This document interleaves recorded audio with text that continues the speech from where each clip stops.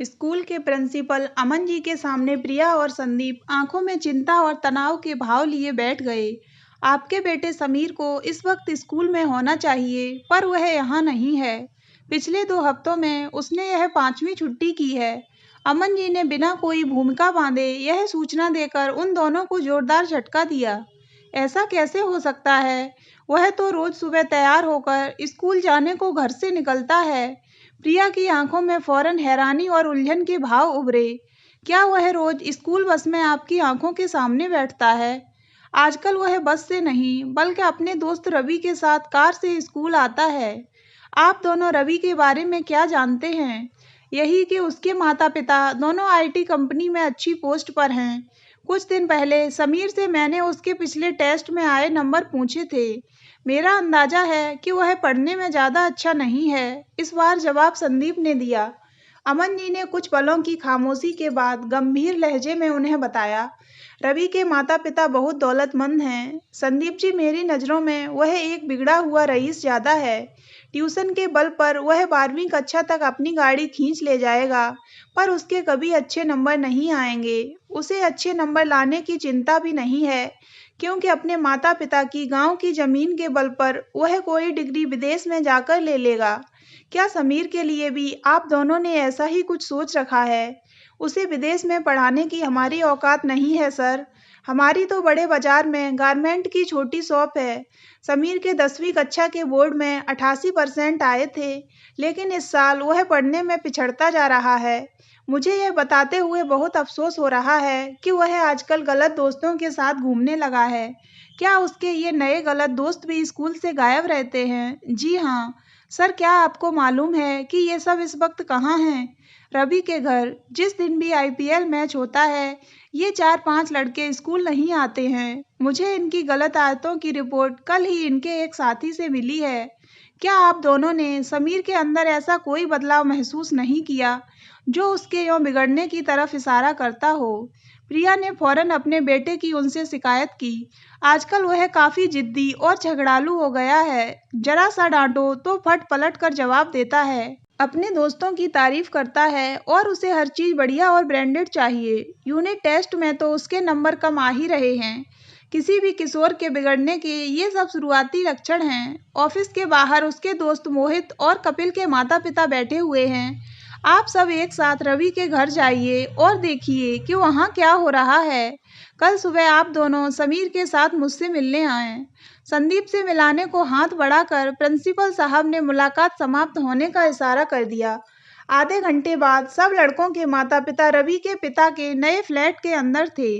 घर के नौकर ने उन्हें ड्राइंग रूम में बैठा करके भीतर जाने से रोकना चाहा, पर वे जबरदस्ती रवि के बेडरूम तक जा पहुंचे। रवि के कमरे में सिगरेट के धुएं की गंध भरी हुई थी। मेज पर बियर की बोतलें और गिलास रखे थे। एक लड़की रवि की बगल में उसके साथ सट कर बैठी हुई थी। उसने किसी और स्कूल की वर्दी पहनी हुई थी। टीवी पर आईपीएल मैच चल रहा था। उन्हें अचानक सामने देख वे सब घबराए से चौंक कर उठ खड़े हुए। मोहित और कपिल के पेरेंट्स की तरह संदीप ने वहीं समीर को डांटना शुरू नहीं किया और उसका हाथ पकड़कर कमरे से बाहर ड्राइंग हॉल में ले गया। आप दोनों को यहाँ नहीं आना चाहिए था। समीर शर्मिंदा होने के बजाय उल्टा उन पर नाराज हो उठा। यहाँ नहीं आते तो तुम्हारी करतूतों का कैसे पता लगता? तुम सिगरेट और शराब पीने लगे हो। शर्म आनी चाहिए तुम्हें। उसके बोलने का गलत ढंग देख संदीप को तेज गुस्सा आ गया। थोड़ी सी बियर पी लेने में शर्म आने की क्या बात है? आप भी तो रोज शाम को पीते हो। समीर ने अपना हाथ झटके से छुड़ाया और मेज पर रखा बैग उठाकर बाहर की तरफ चल पड़ा। क्या तुम हमारी नाक कटाने वाले काम नहीं कर रहे? कल को तुम्हारी यह गंदी आदतें तुम्हारे फेफड़ों और जिगर को खराब कर डालेंगी, बेवकूफ लड़के। समीर ने इस बार पलटकर कोई जवाब नहीं दिया और हॉल से बाहर निकल गया। सारे रास्ते संदीप और प्रिया उसे डांटते समझाते हुए आए, पर मुंह फुलाए बैठे समीर ने एक शब्द भी अपने मुंह से नहीं निकाला। जब घर के सामने कार रुकी तो वह झटके से दरवाजा खोल कर उतरा और पैर पटकता हुआ अंदर चला गया। अंदर आने के बाद संदीप ने उसे गुस्से से भरी आवाज में कई बार पुकारा, तो ही वह अपने कमरे से निकलकर ड्राइंग रूम में आया। अब तक समीर की दादी भी अपने कमरे से निकलकर वहीं आ गई थीं। समीर के तेवर ऐसा दर्शा रहे थे मानो वह अपने माता पिता से उलझने के लिए पूरी तरह से तैयार था, और हुआ भी ऐसा ही। संदीप ने अपने बेटे को डांटना शुरू किया तो उसने पलटकर उल्टे जवाब देने शुरू कर दिए। कुछ देर तक दादी ने चुप रहकर सारे मामले को समझा और फिर ऊंची आवाज में बोली, अब सब शांत होकर आपस में बात करो। समीर अभी हम सबसे प्रॉमिस करेगा कि वह सिगरेट और शराब से दूर रहेगा और ज़्यादा मेहनत से पढ़ाई भी करेगा। अपनी माँ की सलाह को नज़रअंदाज करते हुए संदीप ने समीर पर गुस्सा करना जारी रखा। तुम्हारे तेवर देखकर ऐसा बिल्कुल नहीं लग रहा है कि तुम रत्ती भर भी बदलोगे। आज तुम्हारी कलई खुली है। तुम शराब, सिगरेट और गलत कंपनी के शिकार बन चुके हो। स्कूल न जाकर बदमाश दोस्तों के साथ आवारागर्दी करते हो। इस बार समीर ने जोर से चिल्लाकर जवाब दिया, गलत कंपनी में घूमना मेरी मजबूरी है डैड। अरे मैं उन्हीं लड़कों के साथ घूमूंगा ना जो मुझे अपना दोस्त बनाकर मेरे साथ घूमने को तैयार होंगे। जो लड़के मुझ पर हंसें, जो मेरा मजाक उड़ाएं और मुझसे कटें, मैं क्यों उनके साथ घूमूंगा। लड़के तुम पर क्यों हंसते हैं? आप दोनों के रोज रोज के लड़ाई झगड़ों ने मुझे तमाशा बनवा दिया है। ज़्यादा बकवास मत करो। हम पहले माता पिता नहीं हैं जिनके बीच लड़ाई झगड़ा होता है। तुम्हारे पढ़ाई में पिछड़ने और बिगड़ने का असली कारण यही है कि तुम गलत सोहबत में पड़ चुके हो। फिर कोई अच्छा सहपाठी तुम्हारे साथ क्यों घूमेगा? सारा दोष मेरे सिर मढ़ने की कोशिश मत करो पापा। समीर उनके सामने तन कर खड़ा हो गया। असली कारण तो यह है कि हमारे घर में आप दोनों के कारण 24 घंटे मची रहने वाली हाय तौबा और गाली गलौज के कारण मैं ढंग से पढ़ नहीं पाता हूँ। इसी कारण मैं गलत कंपनी में भी पढ़ा हूँ। मैं महीने में 10 दिन नाना जी के घर से स्कूल जाता हूँ, 20 दिन यहाँ से। लोग मुझसे इसका कारण पूछते हैं तो मैं शर्म से ज़मीन में गड़ जाता हूँ। मैं उन्हें कैसे बताऊँ कि मेरी माँ आए दिन लड़कर मायके भाग आती हैं। साल में 8 बार तो आप पापा की बिना मर्जी के इस तीर्थ और उस आश्रम में रहने चली जाती हैं, और पापा अपने काम के बदले राजनीति करने चले जाते हैं। दादी ही घर में रह जाती हैं। क्या मैं पूछ सकता हूँ कि अपने व्यवहार के कारण आप दोनों ने मेरी जिंदगी में इतनी टेंशन क्यों भर रखी है? मुझे अपने सहपाठियों के बीच हंसी का पात्र क्यों बनवा रखा है? इस वक्त बात हमारी नहीं बल्कि तुम्हारी हो रही है। अपने आप को कटघरे में खड़ा देखना किसी को अच्छा नहीं लगता डैड। आप दोनों को मेरी फिक्र होती तो रात दिन क्लेश न करते। आप दोनों को तो आपस में मारपीट करने से भी परहेज नहीं है। अगर मुझे आपकी नाक कटाने वाला काम नहीं करना चाहिए तो क्या यही बात आप दोनों पर नहीं लागू होती? पापा, आप बचपन से न जाने कौन सा इतिहास पढ़ पढ़ कर ऊंच नीच भेदभाव, इतिहास का बदला लेने जुलूसों में जाकर पथराव करते रहते हैं, और अब माँ से झगड़ते हैं। पड़ोस के खान अंकल को तो आप पीठ पीछे न जाने क्या क्या कहते रहते हैं। इन बातों को छोड़ और यह सोच कि अपनी पढ़ाई का नुकसान करके तुम अपना कितना ज़्यादा नुकसान कर रहे हो। इस बार संदीप सुर नीचा करके बोले, मुझे पता है कि मैं फेल नहीं होऊंगा। वैसे भी मुझे बिजनेस करना है, कोई डॉक्टर इंजीनियर नहीं बनना है। समीर ने लापरवाही से जवाब दिया, बेकार की बात मत कर। तुझे पता तो है कि हमारे पास तेरे दोस्त के पिता जितनी दौलत नहीं है जो 40-50 लाख लगाकर बिजनेस करा सकें। तू हवा में उड़ना बंद कर और पढ़ाई में मन लगा। आप जितना लगा सको उतना पैसा लगा देना, बाकी का फाइनेंस मेरे दोस्त संभाल लेंगे। इनमें से कुछ की रिश्वत की मोटी कमाई है और कुछ ने गांव में करोड़ों की जमीन बेची है। तेरे ये दोस्त तेरा साथ देंगे? ऐसी गलतफहमी का शिकार मत बनो। आप दोनों अपनी जिंदगी अपने ढंग से जी रहे हो तो वैसा ही मुझे भी करने दो। समीर ने रुखाई से जवाब दिया, तेरा दिमाग खराब हो गया है क्या? तिल बराबर अक्ल नहीं है तेरे पास और चला है खुद अपनी जिंदगी के फैसले करने। पहले मुझे यह बताओ कि शराब और सिगरेट खरीदने को तुम्हारे पास पैसे कहाँ से आते हैं? संदीप ने प्रिया की तरफ नाराजगी से देखते हुए सवाल किया। मेरी तरफ गुस्से से देखने की कोई जरूरत नहीं है। मैं इसे जेब खर्च से ज्यादा पैसे नहीं देती हूँ। प्रिया एकदम से गुस्सा उठी। आप दोनों आपस में झगड़ना शुरू करो, उससे पहले मैं ही बता देता हूँ कि मैं पैसे कहाँ से पाता हूँ। समीर ने उनका मजाक उड़ाने वाले लहजे में बोलना शुरू किया। रात को पीने के बाद क्या सुबह तक आपको याद रहता है कि रात को आपके पर्स में कितने रुपए थे? क्या किसी को याद है कि मुझे इस महीने की स्कूल फीस किसने दी थी? तुमको फीस मैंने दी थी, प्रिया ने जवाब दिया।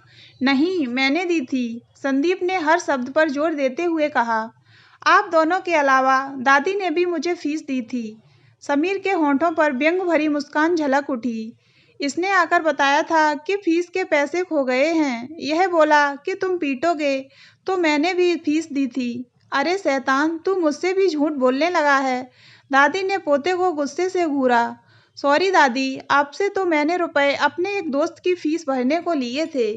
समीर ने दादी से माफ़ी मांगी और फिर अपने माता पिता से शिकायती स्वर में बोला, आप दोनों मेरे बारे में या किसी भी और विषय पर आपस में बात ही कहाँ करते हो। मैं पहले भी ऐसा घोटाला कर चुका हूँ। तब क्या आप मुझे पकड़ पाए थे? शर्म नहीं आ रही तुझे अपने गलत कामों की तारीफ करते हुए? संदीप गुस्से से फट पड़े। मेरे लिए यहाँ आप दोनों के सामने शर्मिंदा होना कोई बड़ी बात नहीं है, पर मैं अपने दोस्तों के सामने शर्मिंदा नहीं हो सकता हूँ। वे 4 दफ़ा मुझ पर पैसे खर्च करेंगे, तो एक बार मुझे भी करने पड़ेंगे या नहीं? मेरी पॉकेट मनी बहुत कम है और तभी मुझे हेरा-फेरी और चोरी करनी पड़ती है। मेरा दिल कर रहा है कि हंटर मार-मार कर तेरी चमड़ी उधेड़ दूँ। संदीप उसकी तरफ आक्रामक लहजे में बढ़े। आपने अगर मुझ पर हाथ उठाया, तो मैं आत्महत्या कर लूँगा। आप भी जुलूसों में कितना मारने की बातें करते हैं, कितनी बार दुकान बंद करके हल्ला मचाने भीड़ में जाते रहते हैं। आप मारने की धमकियां देते हैं, मैं खुद मर जाऊंगा। समीर की इस धमकी को सुन संदीप का मुंह हैरानी के मारे खुला का खुला रह गया। प्रिया ने उसे खींचकर समीर से दूर किया और अपने मन की चिंता व्यक्त की। अब ये बातें छोड़िए और कल अमन जी से होने वाली मुलाकात के बारे में सोचिए। वहां भी अगर इसने ऐसी ही बदतमीजी दिखाई तो वे इसे स्कूल से निकाल देंगे। Mom don't worry about him. वो रवि को स्कूल से निकालने की हिम्मत नहीं कर सकते हैं, क्योंकि रवि के पापा स्कूल के चेयरमैन के गांव के हैं और फिर उनका पैसा भी स्कूल में लगा है। अगर रवि स्कूल से नहीं निकलेगा तो हम में से कोई भी नहीं निकलेगा। समीर फिर से लापरवाह नजर आने लगा। तुम्हें रवि का साथ छोड़ अपने को सुधारना होगा। प्रिया ने भावुक होकर उसे सलाह दी। अगर तुमने अपने को फौरन नहीं बदला तो एक दिन तुम बहुत पछताओगे। संदीप अब दुखी और परेशान दिख रहे थे। सिर्फ मुझे ही नहीं, बल्कि घर में हरेक को बदलना और सुधरना होगा। अब भी आप ऐसा क्यों नहीं कह रहे हो? समीर ने चुभते लहजे में पूछा। प्रिया और संदीप दोनों से फौरन ही उसे कोई जवाब देते नहीं बना। उन्हें चुप कराकर समीर निडर विद्रोही भाव से अपने कमरे की तरफ चल पड़ा। दोनों उसे रोकने की हिम्मत नहीं कर सके। दोनों थके हारे और टूटे से नजर आ रहे थे। दोनों को आपस में लड़ने या एक दूसरे पर आरोप लगाने की ताकत भी अपने अंदर महसूस नहीं हो रही थी। वे समीर को कैसे डांटते या समझाते, क्योंकि वह तो उन्हीं को कटघरे में खड़ा कर गया था। कुछ देर की खामोशी के बाद प्रिया ने रोनी सूरत बनाकर कहा, हमारे स्वार्थी और नासमझ भरे व्यवहार से समीर को गुमराह होने का मौका मिला। पता नहीं अब वह कभी ठीक रास्ते पर लौट भी पाएगा या नहीं। न जाने क्यों हम घर और दुकान को छोड़ राजनीति के पचड़े में पड़ गए। हम उसे किसी अच्छे मनोवैज्ञानिक को दिखाएंगे। संदीप ने उसका हाथ पकड़कर धैर्य बनाने की कोशिश की। दादी ने दोनों को समझाते हुए सलाह दी। कुछ महीने पहले तक समीर पढ़ाई में पूरी दिलचस्पी लेता था। उसके व्यवहार से भी हमें कोई शिकायत नहीं थी। अब तेज झटका खाने के बाद अगर आगे हम सब समझदारी और प्यार से काम लेंगे तो वह निश्चित रूप से सही रास्ते पर लौट आएगा।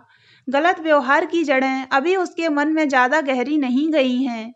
हम दोनों आपसी संबंधों को सुधारेंगे, क्योंकि समीर के भविष्य से ज़्यादा महत्वपूर्ण हमारे लिए कुछ भी नहीं है। प्रिया की आंखों से आंसू बहने लगे थे। समीर ने उसका हाथ पकड़कर प्यार से चूमा और फिर भावुक होकर कहा, मुझे विश्वास है कि हमारे बदलते ही सब कुछ ठीक हो जाएगा। अगर हमारी कमियों ने उसे गलत राह पर धकेला है, तो हमारे अंदर आने वाला अच्छा बदलाव उसे सही राह पर आने की प्रेरणा भी देगा। अतीत के सारे गिले शिकवे भुलाकर दोनों काफी लंबे समय के बाद अपने आप को एक दूसरे के बहुत करीब महसूस कर रहे थे। समीर की दादी ने सदा सुखी और खुश रहने का आशीर्वाद देते हुए दोनों को अपने गले से लगा लिया था। तो दोस्तों, अगर आपको ये कहानी अच्छी लगी हो तो वीडियो को लाइक करें और हमारे चैनल को सब्सक्राइब अवश्य करें।